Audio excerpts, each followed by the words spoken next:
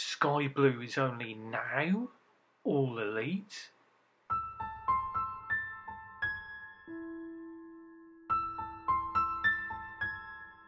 And Helica's got an attitude, quotes Tony Schiavone. And of course she's going to have to, because she wants a job at AEW. Who wouldn't? Anyhow, Sky Blue's finisher is a super kick with a modified flatliner, which I'm sure is called Skyfall. And the commentators didn't seem to know this, and I'm not sure about it myself, but you would think the commentators would know it. Not a criticism, just an observation. Julia Hart picks up the win from Kelsey Heather, which is kind of like she was a cheerleader, and Kelsey, her gimmick is a cheerleader.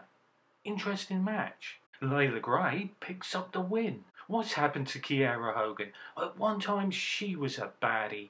Now she's just a jobber to Toni Storm. Jamie Hayter versus Riho on Dynamite this week was fantastic, for the simple reason there was no outside interference. Britt Baker didn't get involved when she was on the outside of the ring, nor did the Outcasts. They didn't come down to ringside, although we did later get a promo from them saying that one of them is gonna become world champ.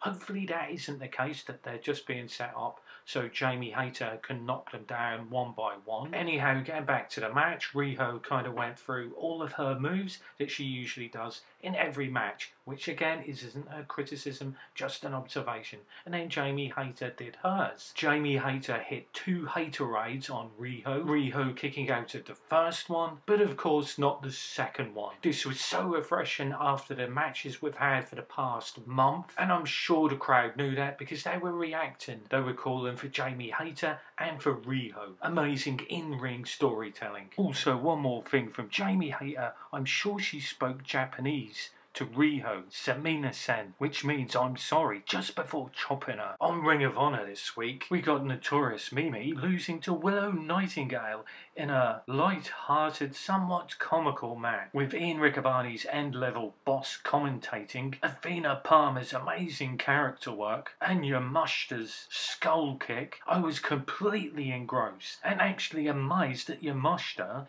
tapped out. Spooky Bitch is an amazing nickname that Anna Jay gave Julia Hart, and the crowd were actually chanting "Let's go Spooky." So much better than JR's nickname, which is Jezebel. Julia Hart won by submission, and Anna Jay is on a losing streak, and I can't even remember when she won last. On Battle of the Belts, we got a Jade Cargill match going up against Billy Starks, and even though this was a typical Jade Cargill match, Taya Valkyrie's involvement with the previous sit-down interview on Rampage hosted by RJ City, and the after the match interruption by her makes this interesting.